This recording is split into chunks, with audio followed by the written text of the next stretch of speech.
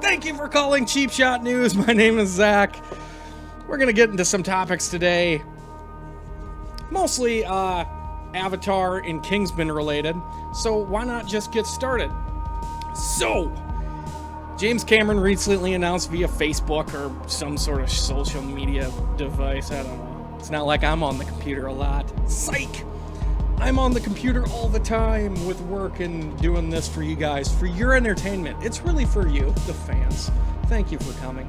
Anyways, as you probably all have been aware, there's this movie Avatar. Came out in like 2009. I think that's when it came out. It's kind of a big deal, mostly because it broke ground in almost every visual effect category there was.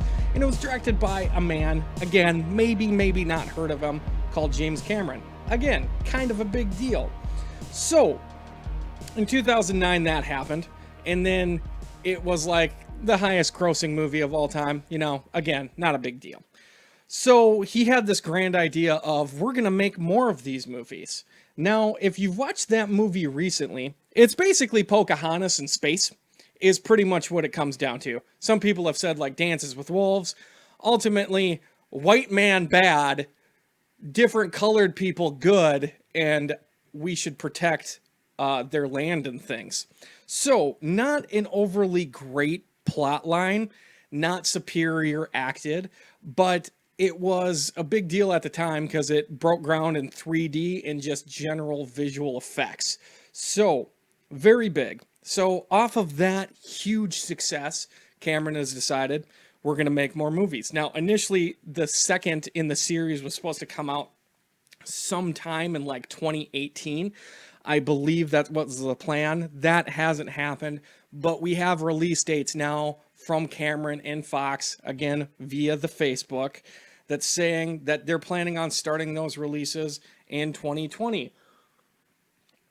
Dramatic sip for effect, and we're back. So, 2020 is the release. It looks like December of 2020, so they're shooting big. December is a big month for movies.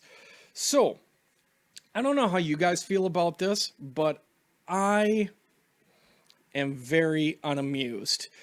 That movie, as I've mentioned, does not have holding value. It does not age well because it's not a great story and it's not well acted.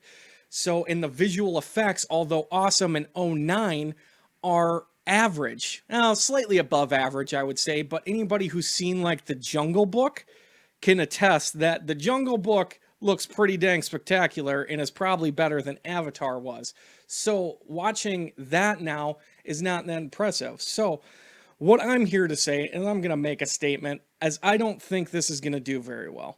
I think by the fourth or fifth movie in the franchise, so they're making 4 sequels, 2020, 2021, and then they're going to jump a little bit to like 2025. I think 24, 25, something like that is going to be where those next few land. So they're giving us some time to breathe in there.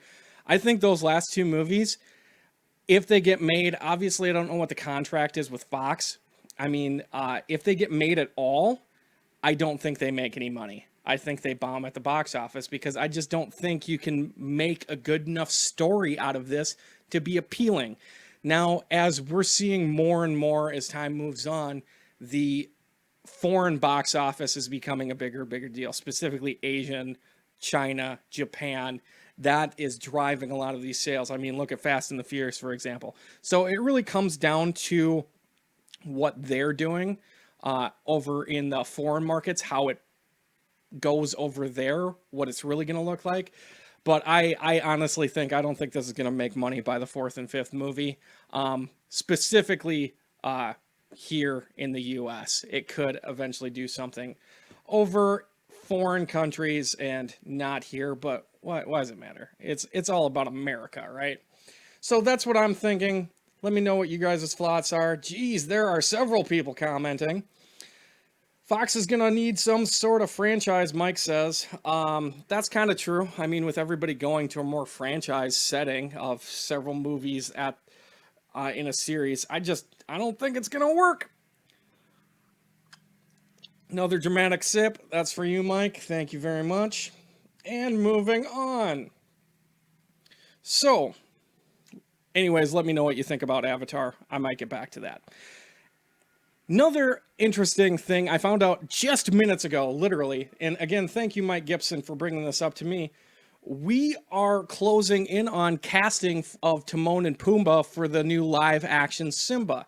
So, if you're probably aware if you follow movies, but that was announced. I don't know when it was announced. It's probably about a year ago. It was announced that we were getting a live action Simba movie in the same vein as Jungle Book was. Jon Favreau is directing. It's live action in the sense of it looks real, not live action because stuff is actually happening.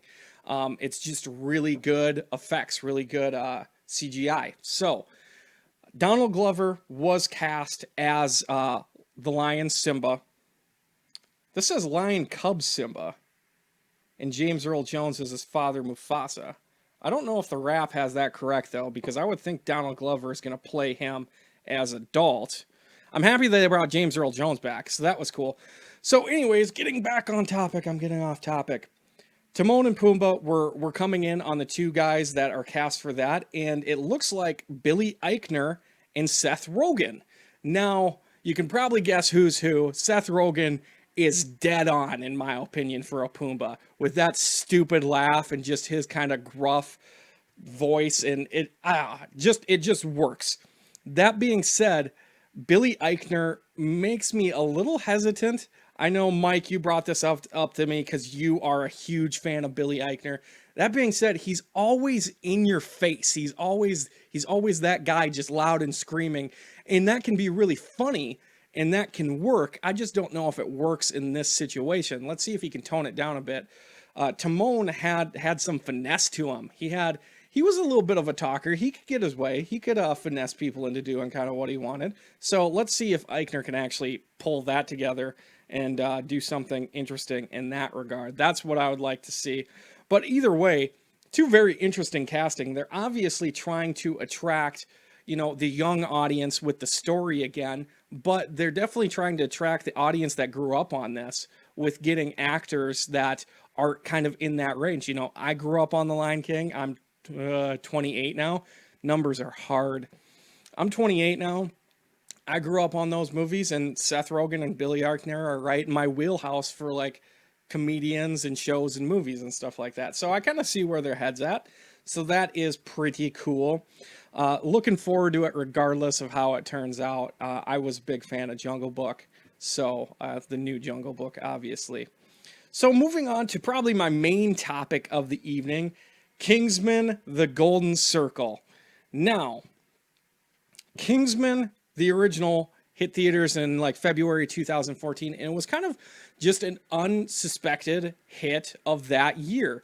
2014, if you don't remember, in my opinion, was a very weak year for movies. Other than, wait, did Star Wars come out that year? No, that was 2015. I don't know. Either way, I felt like it was a weak year for movies for the most part in general. So that was kind of a surprise hit for me. If you're not familiar with Kingsman, definitely go see it. Great movie. It's basically, I wouldn't say a parody. It's over dramatizes what old spy movies were back in the early ages of like Bond, 007, those kind of spy movies with the gadgets and the action and crazy villains. So villains. So what Kingsman did is they took that concept and they dialed it up to 11. So the craziest gadgets, the craziest villains and heroes and action and everything like that. It was just amazing. It was so over the top. It was incredible. I'm super excited for the sequel. The reason I bring it up is because today we got a trailer, and honestly, it really didn't give much away other than one spoiler if you haven't seen the original, and I'm going to touch on that later. So if you haven't seen the original, you may not want to listen in. But it was a typical teaser trailer, not much given away. Basically just all out action. From what we know is the Kingsman, which is like the Secret Service underground spy agency in England their headquarters gets bombed. They have to work together with the American version, the Statesman, to find this villain and bring them to justice. You know, the standard stuff, just with way more over-the-top action. So that's kind of the plot line. But they don't really give anything else away. We knew that coming in. They just basically do shot-for-shot action and emotional stills and different things like that. And then just really looking forward to it. I'm going to love it. It's going to be turn off your brain and watch the action and have fun with the actors and the characters. That's another thing that I'm super excited about is the list of actors in this movie. So you got Taron Egerton, Eggsy, he's the main character. He's an up-and-coming guy. You're going to see him in a ton of stuff if you haven't seen him already. He was one of the front runners for Han Solo, but he's been a few things outside of this. You'll definitely see him coming more. Phrasing, boom. Jeez, that was a bad one too. Sorry, Drew. Taron Egerton, Mark Strong, veteran, great English actor. Channing Tatum, of course, awesome. He's going to be one of the statesmen. Julianne Moore, I believe she's the main villain in the movie, so throwing a female villain in, I'd like to see kind of what tick or what makes her go, or what's the reasoning behind her villainy. Either way, you get what I'm saying. And just because you got to keep up with that idea of villains have to be just super crazy over the top. They have to have something else going for them outside of being evil.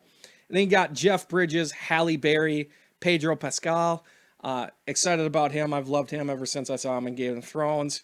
And then here comes the spoiler. So if you don't want to hear this, maybe turn me off right now or pause me or fast forward a little bit. Colin Firth is going to make his reappearance as Harry. So this has been hinted at ever since we got the first poster. Harry, big spoiler here, gets shot in the face in the first one, and it's under the assumption that he's died.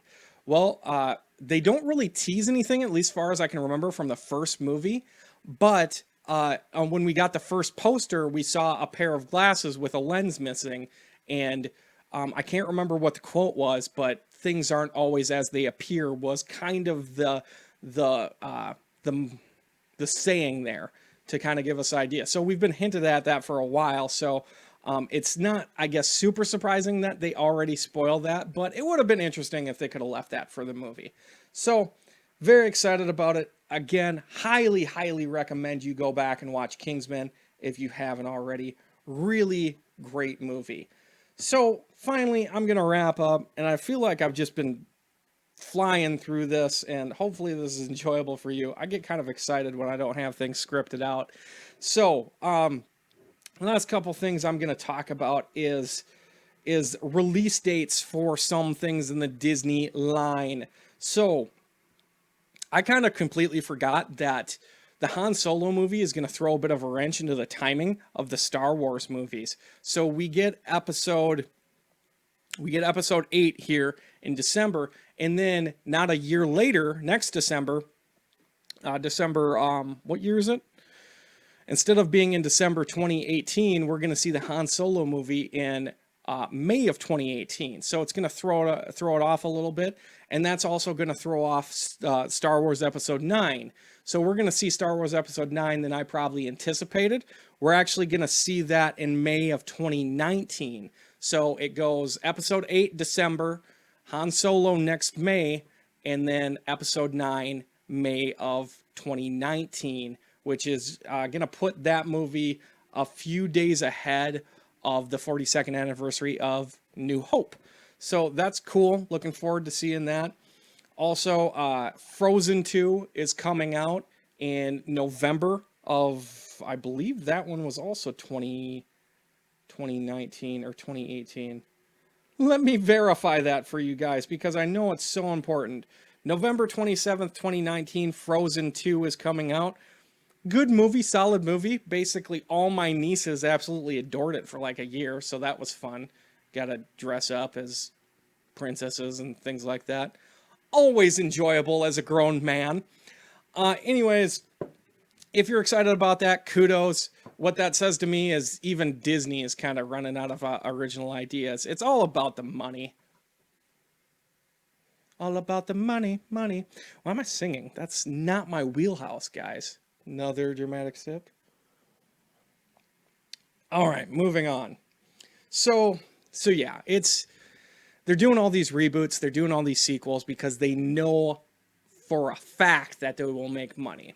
Now, that's unfortunate for people who want original content, but at the same time, it's not going to stop me from going to the movies. I've said that before, I'm sure I'll say it again.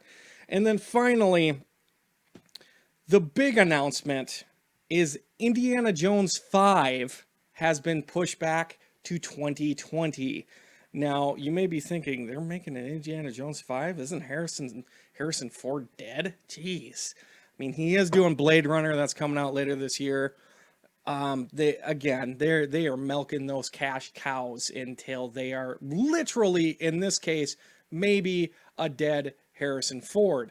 So raise your hand if you cared about the Indiana Jones 5 movie. All right. Well, obviously I can't actually see any of you, but I'm assuming no hands are raised. And if they are raised, it's in sarcasm. So, sorry to end the show on kind of a sad and annoying note from going to one of the better series of all time in the original 3 of Indiana Jones to a really poor 4th into a 5th that's literally going to see Harrison Ford probably being strolled around in a wheelchair at some point in time. Not because of injury, most likely just because he's old.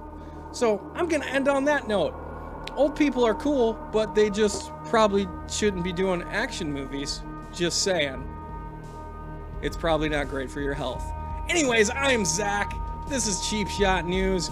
You can check me out on Tuesdays. Typically, I try to do this number live on Facebook around 7:30.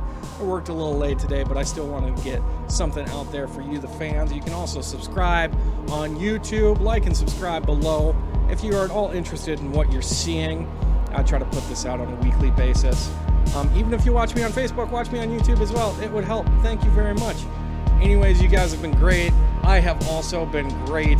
This was kind of impromptu. I'm pretty happy with how I did. So you guys should be too. I will see you next week, though. You have a great day. Bye!